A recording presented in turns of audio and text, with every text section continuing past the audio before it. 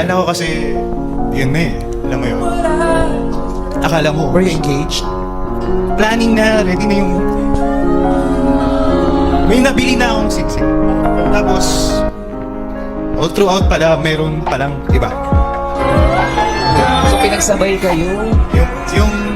Yun yung nasakit. Na ang masakit pa, alam din pala nung kapamilya niya na may iba.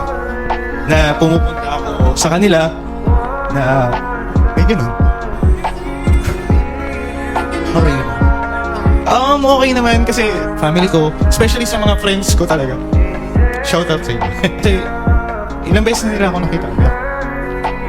Kaya alam din nila na kaya ko. Pero nung last year talaga parang yun yung laking salamat ko kasi nandun sila. Kasi kung wala sila, hindi ko natin talaga alam. Nung una, parang wala siya sa isip ko. Parang gusto ko lang mag-enjoy. And aside from that, nung nandito na, sabi ko, why don't you give a chance for yourself na makakilala pa ng bago?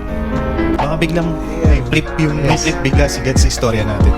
May plot twist doon, hindi mo inas. Pero ang ganda na sinabi niya ha. Kasi ba minsan we pressure people to do things para maka-move on. Pero tama yun ang, if you want, just enjoy. No pressure to have a girlfriend agad-agad. No pressure na kailangan may majowa ka, may mangyari. Just enjoy and see what happens.